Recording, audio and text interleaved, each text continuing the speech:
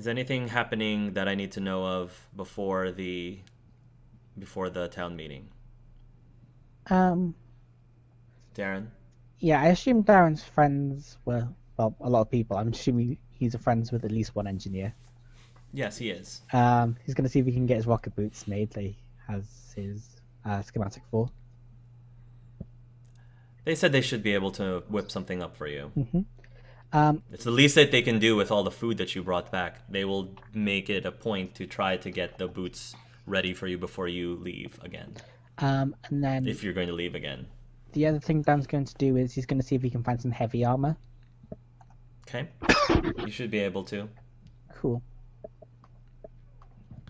Lynn, I don't know where you are right now, but wherever you are, the Pyjack is going to like nuzzle his head against your arm, I guess, trying to comfort you. Then just kind of walking around the vault, I think, like not quite with it, like. Yeah. Mm. You've got, with your emotions running rampant, things in the ship are just like levitating, flying across the room. I don't think Loon cares necessarily. Nope. If it breaks, even Um, better. yeah. So there might be some things shattering, and I think a lot of people on the ship just know to just keep away from him, unless somebody wants to approach him. There's just this big singularity like flea field around him right now. Um, so two things to specify. Darren's probably shown Tracy around at this time. I Yeah. guess take the next best heavy armor then, since I currently have Okay. medium. Yeah, that's fine. You Okay, can do that. just wanted to check before I did it. Trissy is gonna spend time with whoever, Darren, I guess, whoever's taking her around in the vault, and she seems very genuinely affected by what is happening. And there are people who are gonna call out to her and try to give her a hug, but I think Darren will quickly explain, no, this is not who you think it is, and they're gonna be asking questions, and Darren will probably be like, I can't answer that question right now, and they'll know not to ask. They'll know not to continue to prod. But Trissy seems to be very concerned about the people here, and when you are done showing her around, she will turn to Darren and say, "Thank you for showing me this. I needed to see this for myself. I need to. I, I need to know that this is all real. That everything that Anar was trying to tell me that I didn't want to hear is all real." from what I know, which is really not much, he sounds like a good guy. Chris was He is. nice. He's been through a lot. Maybe not nearly as much as you guys are, but it's. Don't want to say it's better or worse necessarily, it's just different. Yeah, but, this is how we've been living, and it's not been good, but it could have been a lot worse. I had you with me. She sort of smiles. Did you see the look on their faces when we told them that we had movies? I don't understand it. We have Fleeting Flotilla. What more could they want? You didn't have anything to do with that, did you, Darren? I Chrissy asks as she folds her arms. know what you mean. I I remember certainly. at least my Darren. He loved that movie. He wouldn't never admit it though. He would always hide it whenever he was watching. I think he took it. He says I found it missing in my collection one day, and he said he had no idea where it went. I'm But I knew. I'm sure you didn't. Um, I like other movies. It's just that was the only one we had. Was it really? Yeah, I wish I thought sport more. Could have been watching several rom-coms and things. So just Fleeting Flotilla. It's just neat to see because, I guess people like me who've been living in a world where, well, none of this has happened, you take things for granted. Hmm. Yeah. Kind of feel like I did the same to Anar. I think I took him for granted a little bit. To be fair, he kind of took me for granted as well. He wasn't really the most truthful Anar in the world, but I think he was doing it to protect me. It's people are people. Unfortunately, we're not all the best. But as long as you keep trying to get better, then that's important, you know? You Like, try to get better too, Darren, she says. I, yeah, I think I am getting better than I was. I have, well, not you, but alternate you, so thank for that. Yeah. She gives you a smile, a crooked smile. Mm-hmm. The meeting now occurs. Everybody is gathered around. Of course, throughout the day, people have been welcoming you back, giving you guys high fives. People have been expressing their appreciation, their thank yous. There were a few people, however, who were upset, like, what took you so long? Blah, blah, blah. Because there's always going to be haters. But there definitely are a vast majority of people who appreciate what you did versus the haters who just, what did they do? Just sat in their butts, like, burning movies all day. Um, and then you guys, Charles will basically explain to them what you wanted him to explain to the group. I don't know if you necessarily wanted him to divulge every little detail, but he explained to them the situation. He explains to them about how the fact that there's these other universes that exist where the Reapers are not here. He explains all the supplies that they have, and if they needed to stay fairly indefinitely, they can stay here fairly indefinitely. There's a big outcry of people who are like, no, we don't want to stay here. We want to go. But then somebody mentions the fact, but they brought movies, and like, oh, they brought movies. Well, maybe we can stay here a little bit longer. And then uh, he will then say that it'll be up to them whether they stay or leave this galaxy. And people do seem like they don't necessarily know right away. Like many of them feel like automatically, oh yeah, sure, we want to leave, but some of them are also very scared and worry about the risks involved with moving that many people at once. Because Charles reminds them that it was very easy for the Alpha and the Bravo squad to get through undetected on the Normandy, but transferring everyone in the vault is going to be a lot trickier, and it's pretty much a you either hit the mark or you don't, because if the Reapers catch them, that's it. They're done. There's no going back after that. So when the votes come up, it is very split. There doesn't seem to be a strong majority one way or another. There might be a couple more votes over towards the favor of leaving, but Charles admits that's not a very that's still essentially a 50-50 split, even though there's a couple more people more. Charles then turns to the Alpha to the Bravo squad and says, "You guys are gonna have to break the tie. You guys know more about the situation than the rest of us do, even myself. So, in true video game fashion, out of character, I am having the Bravo squad decide the fate of their people."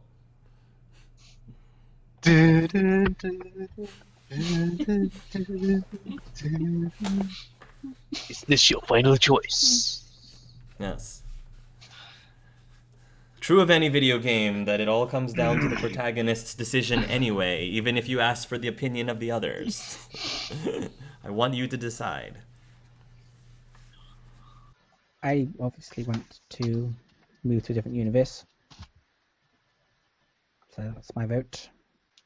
Before voting, can you out of character tell me some information, like what was the cause of the infection? Is it just um, some small every It day wasn't. disease. It wasn't the pox, if that's what you're asking. It wasn't the pox or anything. No, not the pox again. No, it's not the pox. It was So because they were it's- drinking too much cactus juice. I guess it was just an infection. Yeah, you guys have been running out of supplies, and therefore, because not just food supplies. I'm talking sanitary supplies. Like you don't have as many disinfectant or cleaning things that you had before because you've run out, which means that things are not as sanitary, and therefore people are more prone to catching diseases and stuff.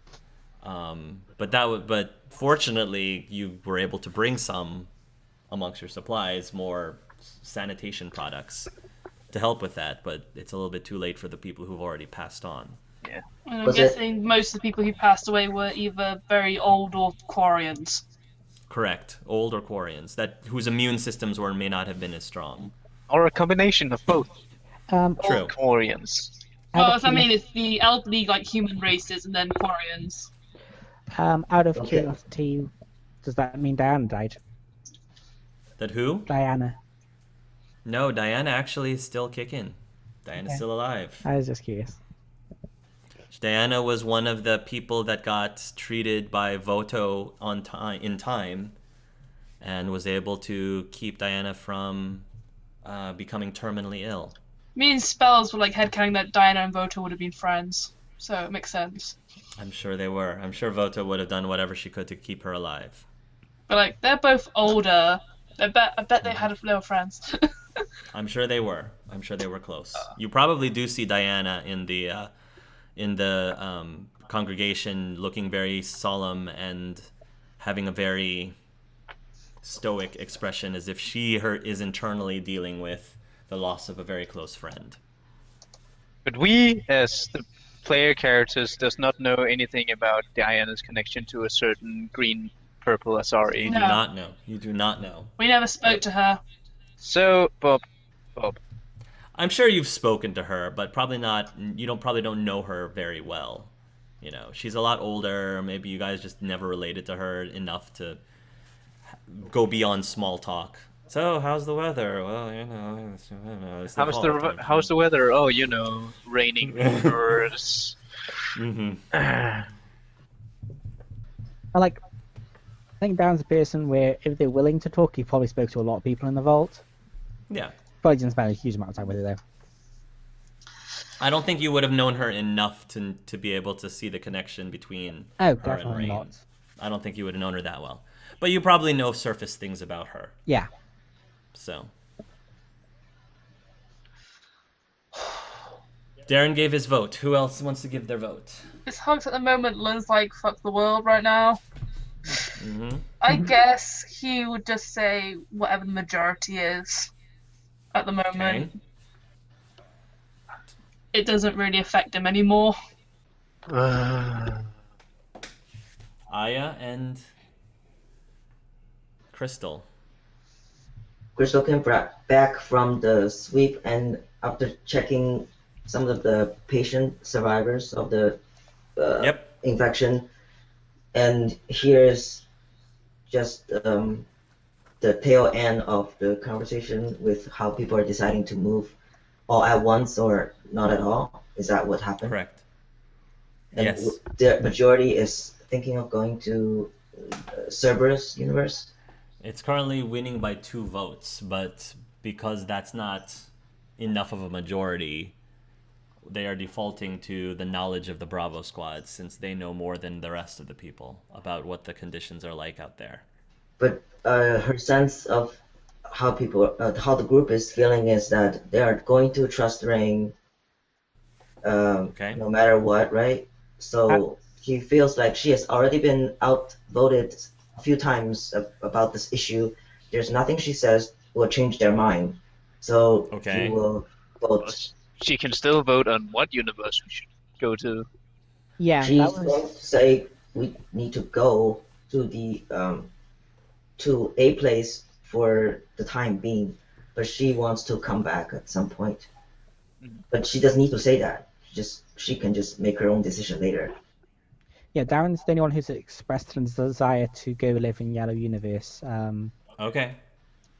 Like, Lund's been quite against the idea, so Okay. don't make assumptions based on that. Just do it.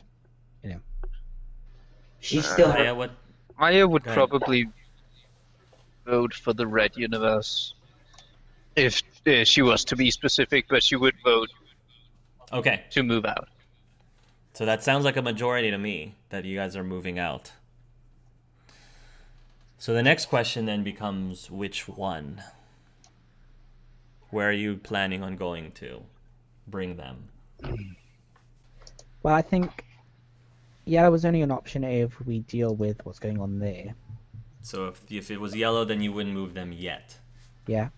Yeah. If it was red, you can theoretically move them now. Theoretically. If you get another ship. And there's also green. There's also green and there's also blue. I think if Lund was asked which universe, he'd say green. Green. So we have a red and we have a green and we have a yellow. Crystal? Dun, dun, dun. Vote blue. Give us the color. Four-way split. Just to make Hark despair, pick blue. Tormenting the GM 101.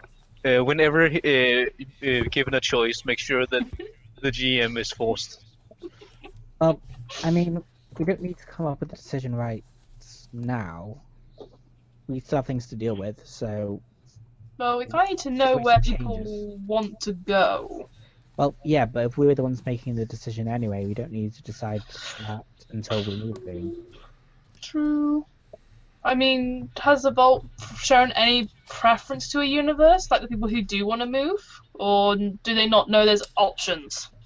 So I know that if you ask the Vault people themselves, they probably are not very keen on having any Reapers around. So blue is probably out, and green is, people are like, what does that mean? Synthesis, like what? Well, So I think right now the Vault is probably leaning more towards red, because I don't think they like the Elusive Man either. And it seems like if they vote red, they can leave now instead of having to wait. They can't Till later. leave now. they still have to Correct. wait, but They still have to wait, but to them it seems like red is the one that makes sense. For me, if I was role-playing a Vault Dweller and doesn't know anything about what you guys have experienced, Reds is like, there's no Reapers, hooray, because we've got nothing but Reapers here, so that probably makes sense for them. Yeah, no, totally. Well, if more people want to get red, then I'm happy to go there, I mean, doesn't mean that if you preferred something else, you had to go red. If Darren wanted to go yellow so much, he could, in theory, go yellow afterwards. True. Nia asks, are you suggesting that we just drop off people in various galaxies? Let them pick and choose? Like, this isn't a buffet. No. Why? No, we're better off No. staying together. If more people vote red, I'm happy to go there. I said Lynn only chose green because of, obviously it's a better lifestyle for the Quarians, as far as he Obviously. knows. Mhm. That there seems to be something going on there that's helping the Quarians, so he's like, yeah, green sounds like the best bet for the left 'Cause I think over yeah. Quarians. Because I think in one of the galaxies, the Quarians are like almost completely wiped out. Isn't that red? I think that was red. No, No, I'm sorry. I think that was blue because Yes. because in red the Geth are destroyed, but in blue the Quarians are almost wiped out. Yes. Okay. The Geth are destroyed in red. The Quarians are almost wiped out in blue. Yeah. So if we rule yellow out, then more people are voting red, but I think green's probably a more solid choice. Okay. The people can be swayed. You can sway them however you want. I'm just saying, at face value, that's what I think they're feeling. I guess Lynn will share the info that, from what he's heard, in green, Okay. there is a way that the Quarians seem to be living outside of the suits. A lot of the Quarians, yeah, definitely like that. A lot of the Quarians that survived the infection like the sound of that. So that's a good chunk of people voting on green. In fact, I think Okay, most so of this the way- population was Quarian. No, there was a mixture, but I'm guessing a lot of the Quarians have died. True. They did hold a majority initially, though. I believe. I think it was Quarians and humans. The impression I got. Mm-hmm. Just because we gained a bunch of Quarians. And we have a handful of Krogan. And the Genophage would be correct. Correct. Yes. Hmm. What is Crystal saying? She wants to give people the information that, not the information, the she needs to tell them that they have to be ready to start from scratch, reinvent themselves, become someone Mhm. else. There's Mhm. a very likely chance that the other versions of themselves have a completely different Correct. history and different set of friends and reputation that might not Right. sit well with them, no matter where they go. That's a very good point, Niha says. The people seem to be taking all of that in, but it sounds like they're willing to pay that price if it means that they're not going to die. So I think they'll take that. But it's a good thing to let them know, to inform them of that. And then she will decide to tell the group, just the group, about the rest of what Quinn told her. Which is? Oh, so this is after the meeting is over? Uh, I guess so, because everybody Okay. is still deciding what to do. Charles will then make a brief announcement letting people know that at approximately 7 p.m. that evening there will be a service for the people that they had lost over the last few days due to the infection. And that's all. So I was going to tell you, Commander Reese, about what Quinn's plan was in private, but at the time I wasn't sure the rest of the group wants to explain the situation with the alternate universes. But since now that is out in the open, and apparently no one wants to trust Quinn, this is what he told me. That he wants to create a company made of the Vault survivors.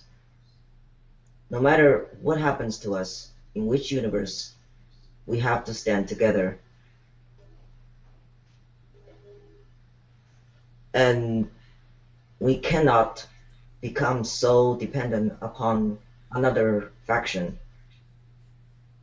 the Friends of the Galaxy, even though they may potentially be altruistic in all of their motives. It is a very political world over there, with what the elusive man was doing. Who are we to say the Friends of the Galaxy is not another political party doing their maneuvers behind the scene? We have to have our own credentials, our own authority, and not be a pawn of whoever helps us. So Quinn wants a company, 3 divisions of it: a manufacturing division, a private security division, and a charity division. So we gain the trust of the people in the universes that we escape to, if that's what we decide to do. So, There's nothing solid.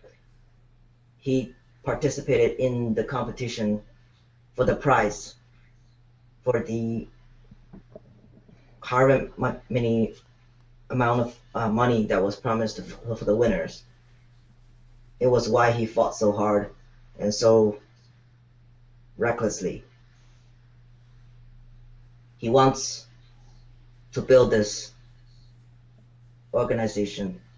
He named it Perseus, but it's insubstantial, and I did not want to bring it up because there was nothing to do at the moment. But I think it's important that we consider it, even if it is not Quinn who's going to lead this organization. In fact, that's what he said. He does not care if he's in charge.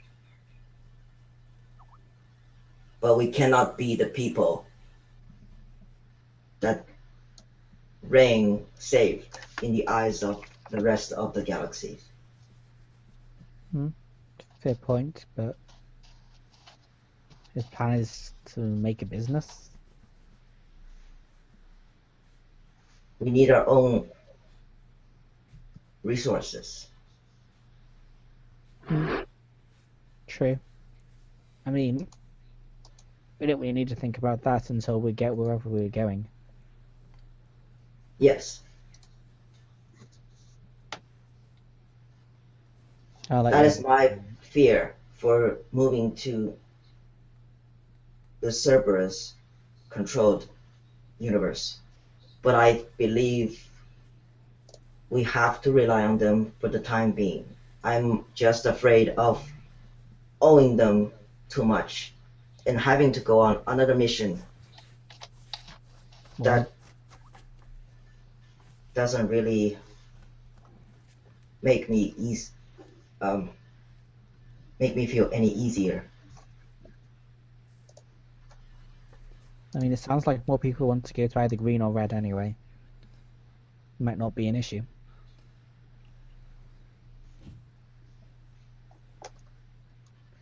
Okay.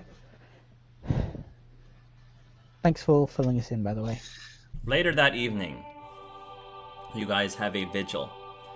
Candlelight vigil. The town is called up again to remember those that had lost their lives over the last few days. They will have a way for people to... the way they arrange it is they'll have, like, I guess, different stations or, I guess, tables set out with photographs of each individual person so that those who wish to have their own, like, private, separate thing with them can do so with a specific individual. But there is going to be, like, a large conglomerate of people that will have a service for everyone overall and not individualized. And at the tail end of it, Diana herself will come up to the podium or wherever it is the person is speaking, and she will say that she would like to give, obviously everybody who lost their lives definitely deserves to be honored and remembered, but she personally would like to give a special mention of the one who fought very bravely to keep them alive, especially the people who had survived. A special thank you for Voto, and she gives like a little eulogy about Voto and her final moments and how she tried very hard, even down to the last of her breath, to help and save people despite the the feeling of hopelessness that one can't help but feel inside the vault. And after Diana gives that speech, that is when everyone is now free to break off to give their respects to the individual tables. And I'm assuming Lun and whoever else wants to join Lun will probably go to the one made specifically for Voto. Diana will go there as well. And when Diana is there, she will also lead in asking if anybody wishes to say a few words about Voto. I'm sure that some people will volunteer and say a few things about her. And eventually, I think Diana will be looking more towards Lun if Lun wishes to say anything. But it's up to you. I can't think of anything to say, which is the worst thing. Is that what Lun says out loud? No, it's what I'm saying as a player, because I can't think of anything. My mind's gone really blank.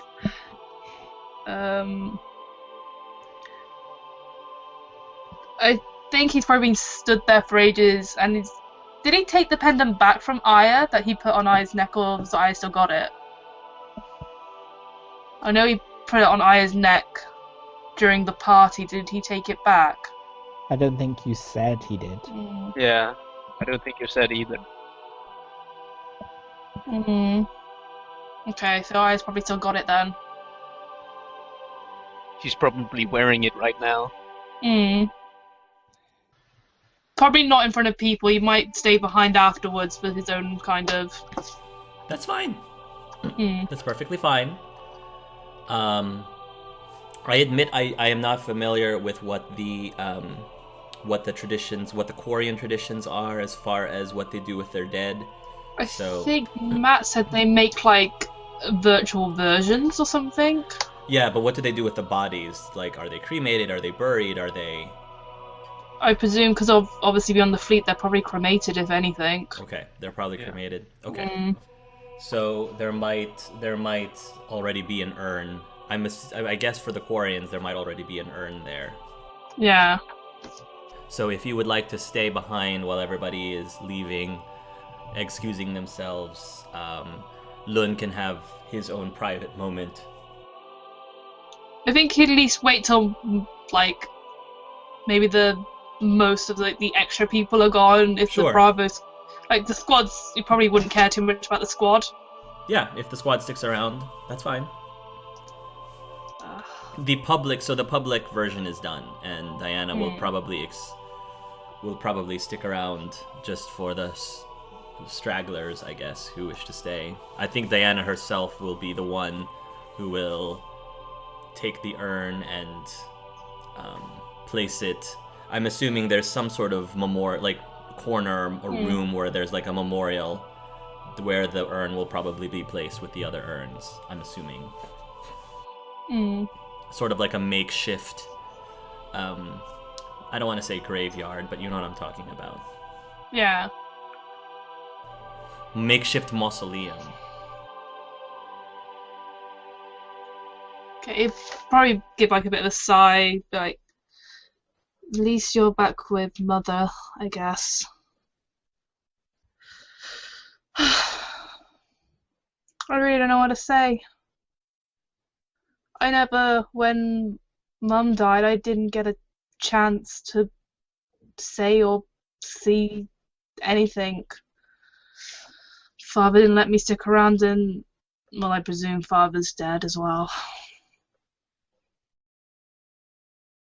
It's just me.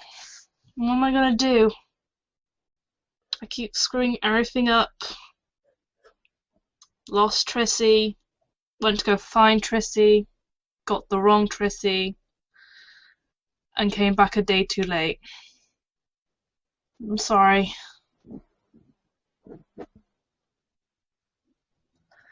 I should have got here sooner. I just screwed up. Again. You'll feel a light pat from below as the Pyjack is sort of trying to give you a comforting, pat on the leg. He'll probably like pick Lucas up and just stroke his head, like scratch between the ears. His ears are droopy as if clearly the Pyjack is very sad as well, and you can kind of sense his surface thoughts as saying.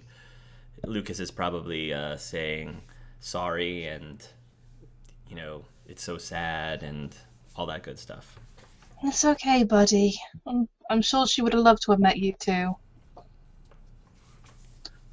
She looks nice, Lucas says. Looking at the picture, looking at the photograph. She was. She was the only person in my home ship that gave a damn. You didn't expect something great from me, and well, just shows that I disappointed her as well.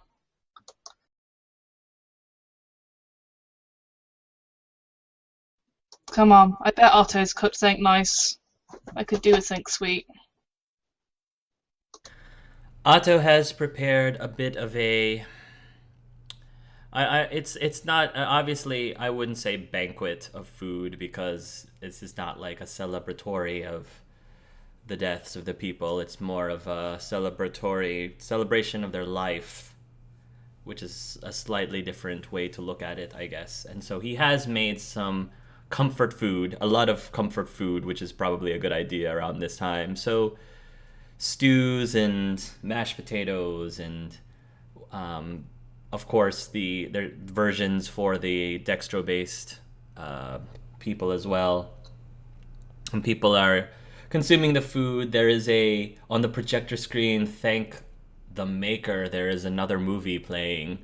We'll say that this is like, I don't know what movie would be appropriate to play, but maybe something that is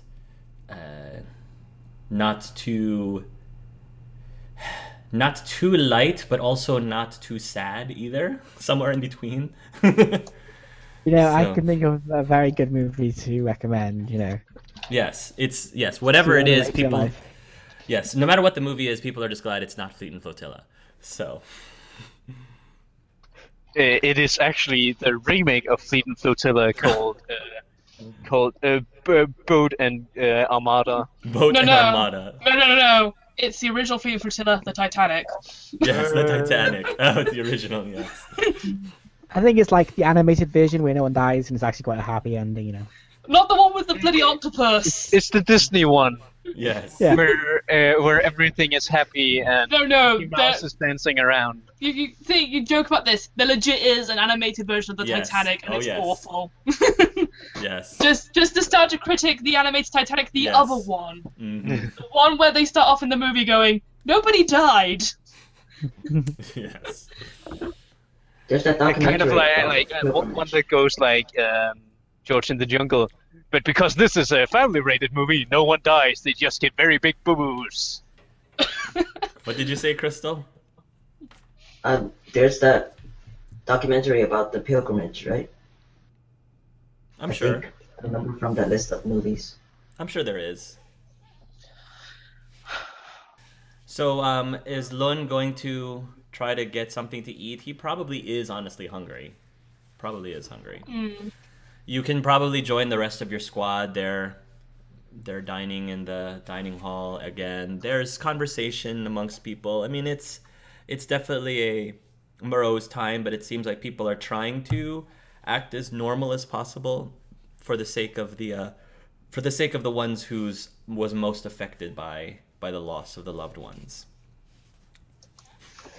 Aya will come up and give Dun a hug. Aww. He'll probably just bury his face in her neck and be like, "Can this be over now?" Ugh, I'm tired.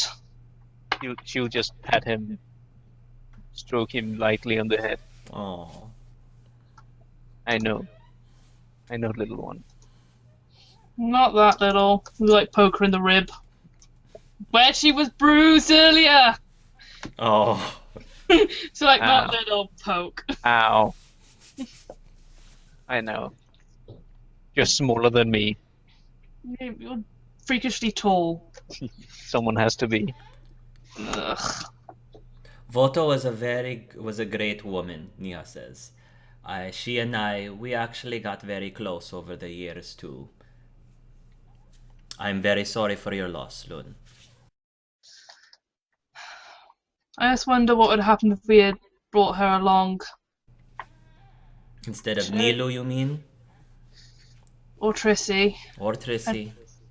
If we had left Trissy here, she'd have been safe in the vault and not missing somewhere, and Voto wouldn't have got sick. It's best not to think about those things, Niha says. Coulda, shoulda, woulda. That will drive you mad. I think I've got enough things driving me mad right now, I guess. Because, yay, I keep hearing everyone's thoughts. How is that coming along? Are you still sensing It's people? very random. Don't worry, I can't read your thoughts right now, I'm if sure. that's what you're concerned about. I'm assuming it's probably because you have plenty of your own thoughts to deal with, much less everybody else's. Thank God. I mean, earlier on, I got massive wave off Darren. Sorry. Is Darren still there? Oh, Darren's still at the table. Darren, it's like, oh shit, you're sat there. And sorry about your Aunt Lynn. She was a good woman. And sorry about what happened before. You didn't deserve that, and then this. I guess. I mean, a part of me is blaming you for making us track off after now fake Trissy. Well, not our Trissy. Well, if you need to yell at someone, didn't really work for me, but you never know. No, just be lucky you weren't there when I found out. I'd have crushed your skull. Yeah, that's a bit far. I was not in a good place. Well, if I can do anything to help, just I doubt Tinfoil hats. That sounds like a great idea. it. On it. And Darren will go find some tinfoil. And we're gonna find Trissy, because then that's one less worry off my mind. So as soon as we find Trissy. Yeah, no, we will. And then he leaves. Otto will also say, will interjectedly, that's not a word. He will probably say, additionally, Octavius too, right? And that. God, I have a big list. I should write all this down. And we gotta speak to Rain's people now. When did we become, like, the people who are doing everything? We just started off just collecting food, and now we're... Involved in saving the fucking galaxy.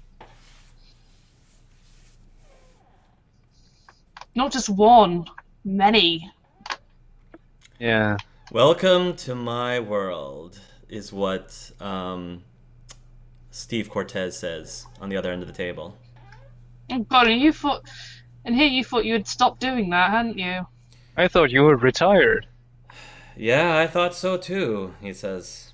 But I guess part of me just can't get away from it somehow. When trouble brews, you call on the great. For as long as we live. Yeah. Someone has to be the guardians of the galaxy. I wasn't going there. Trissy sort of kind of laughs a little bit at that. She says, I think I might have seen that one when I was a kid. That's a classic. Ingenious. All the good music.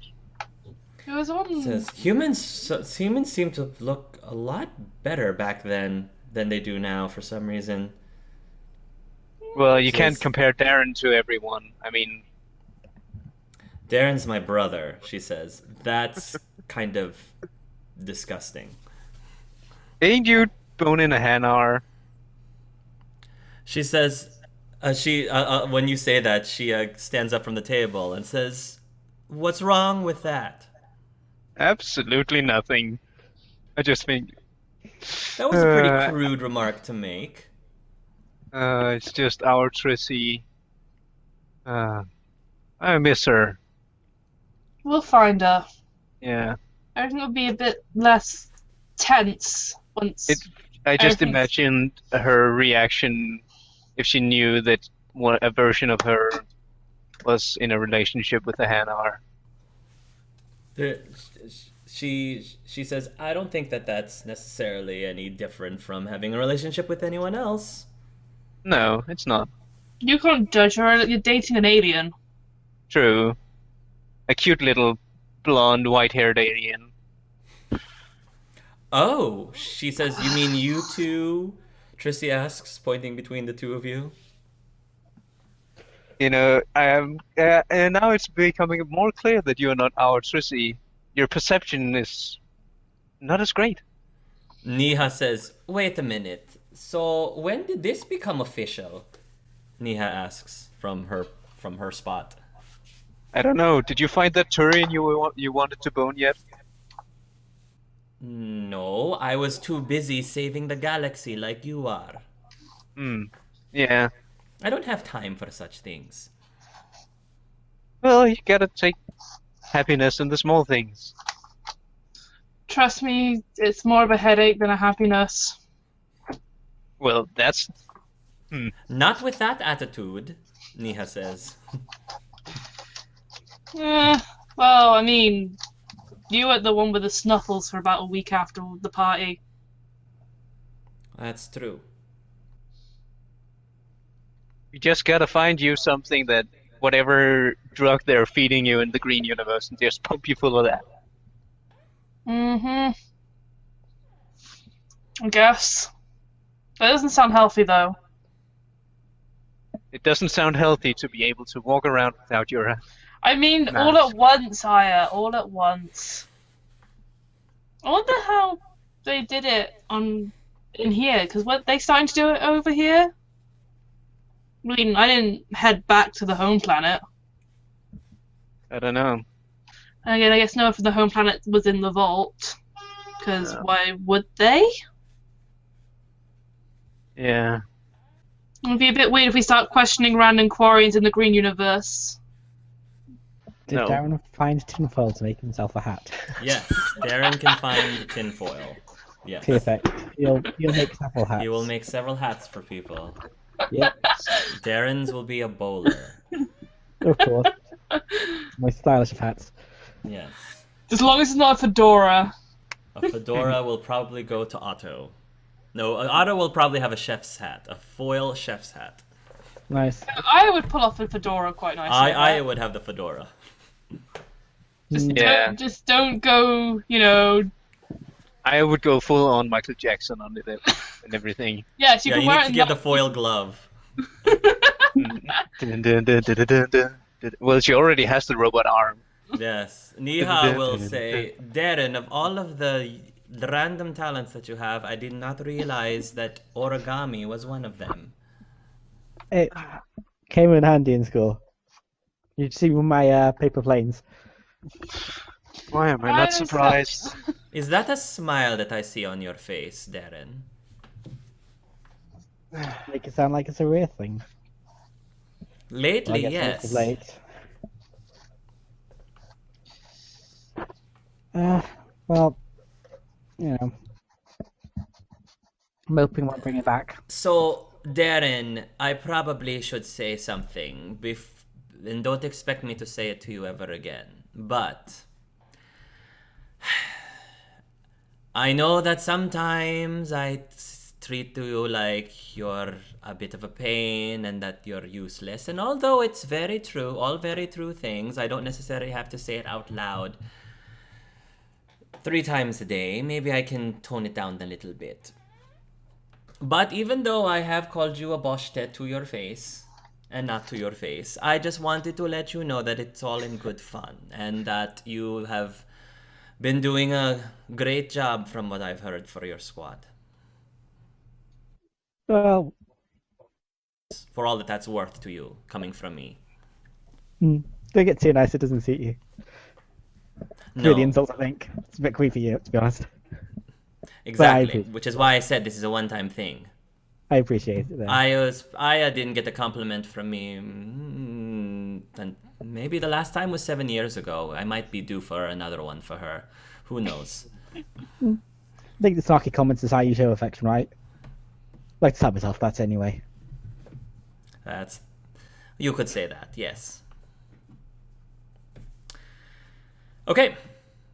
So you guys sleep with or without your tinfoil hats. I will have a nightmare. Aya will have a nightmare. Go ahead. She will be seeing vivid dreams. If anyone walks in on her while she's sleeping, she would likely be tossing and turning very much. She'll see back in what's the inside of an Alliance cruiser, and she'll feel walking around. She'll feel it shaking as if it's under attack, and she'll run through it. People are trying to get to escape pods. People are panicking. There are civilians. There are soldiers, and this young teenage girl tries to run through. She heads towards the EXO office because she knows that's where her parents are.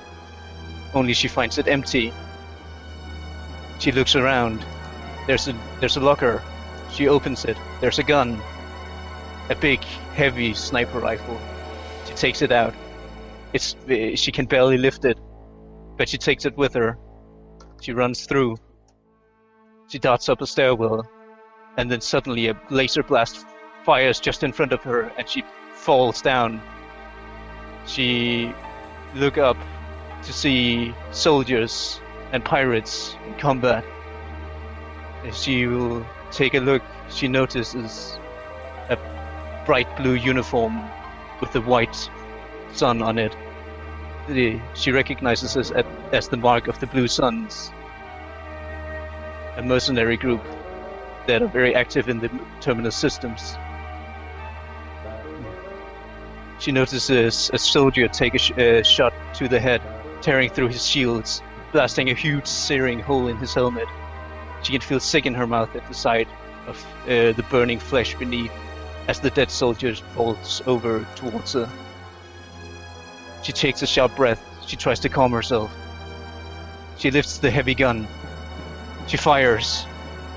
She misses. But the one she was firing at jumps out of his cover as it is blown apart around him, straight into the Alliance fire, and he is torn apart. His allies fall back. The soldiers move up. The girl follows behind. She follows through. They head up another flight of stairs into the CIC, where a bunch of other soldiers are pinned down. She looks around and she notices several mercenaries, several soldiers, and then the PA systems comes on. She can hear throughout the entire ship that the speakers are sounding with the alarm suddenly cuts off. A new voice, a deep, dark voice comes on, telling them that the Blue Suns have taken the cockpit, they have taken the CIC, and they have taken everyone who is there hostage. And unless that their demands will be met, they will set the Mass Effect drives to overload and blow up the ship, killing everyone.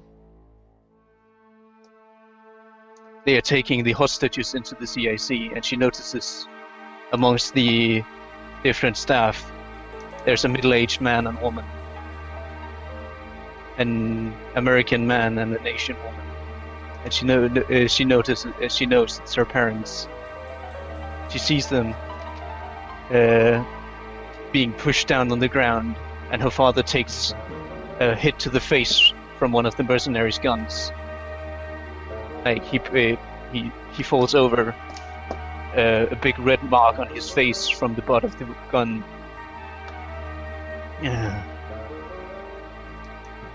A big, tall human comes in, and she quickly guesses that he's the one who is calling the shots.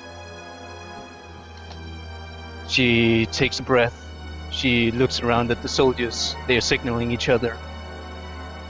She can feel her heart throbbing in her throat, making it hard to breathe.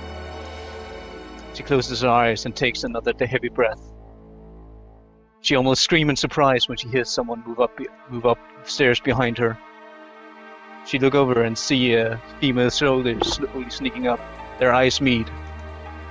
The soldier signals her to be silent and hunker down, and then moves up beside her, signal the soldiers inside.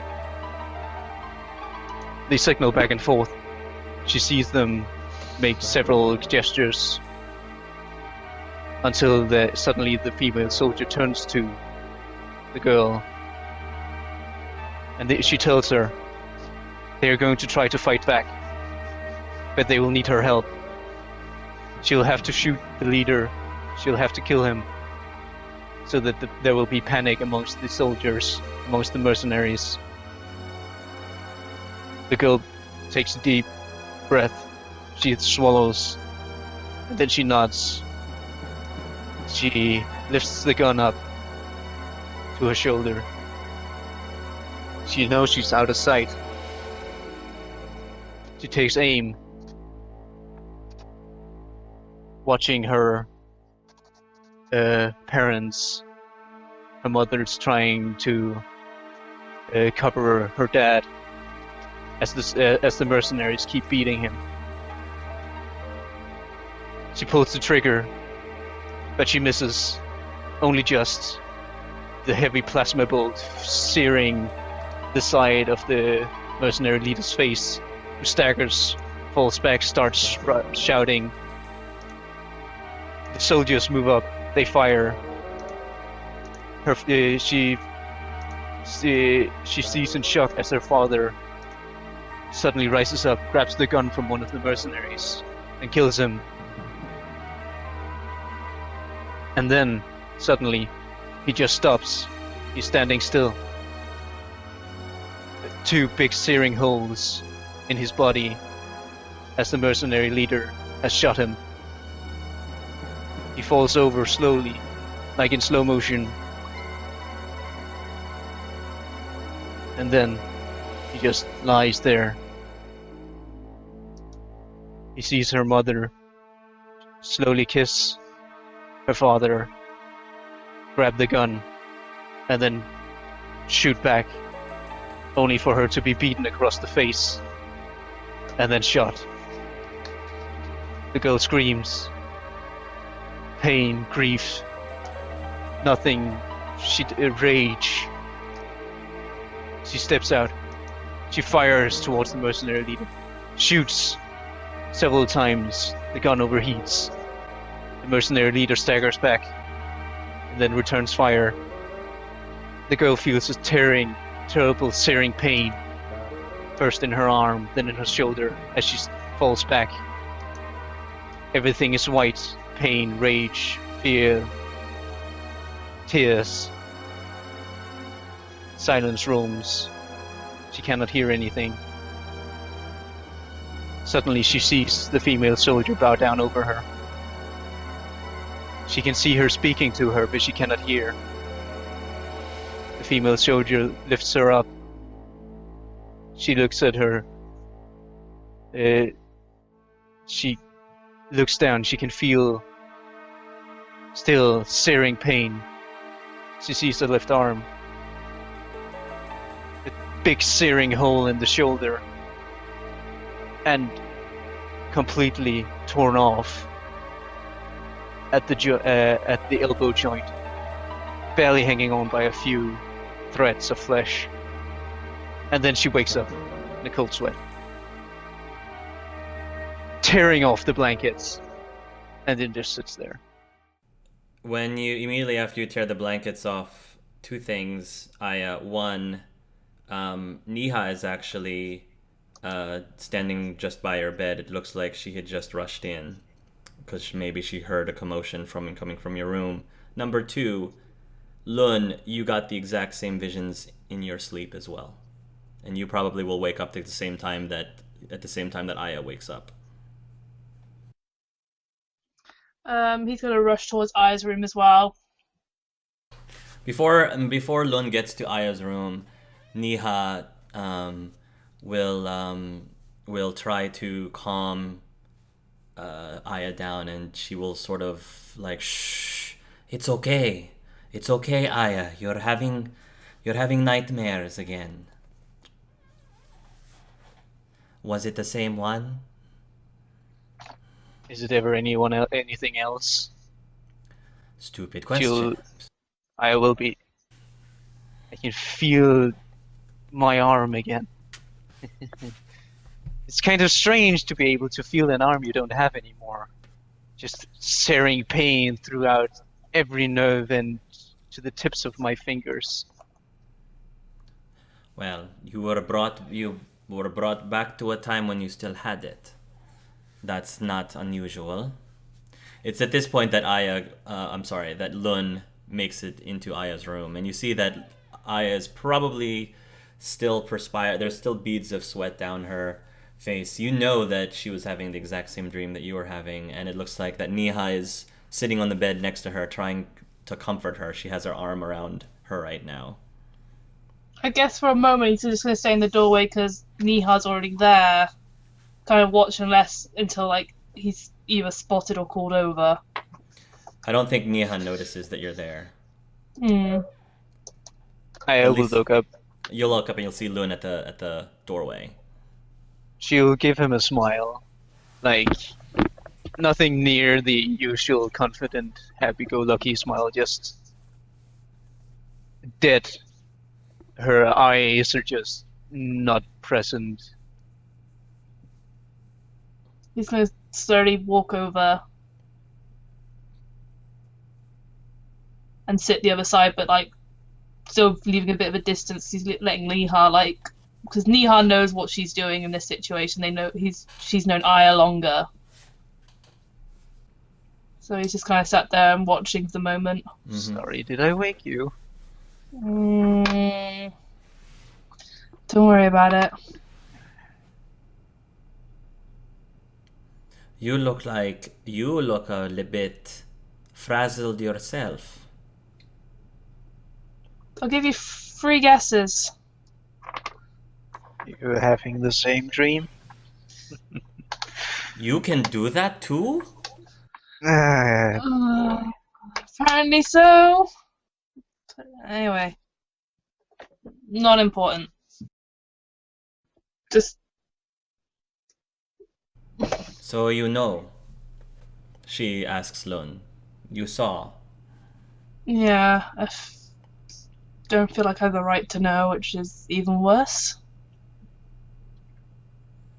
I don't think that's necessarily true, she says. You are dating after all. Even Niha don't know that much detail, so that's one thing. Well, I know it upsets you. I never really pry about things like that unless asked.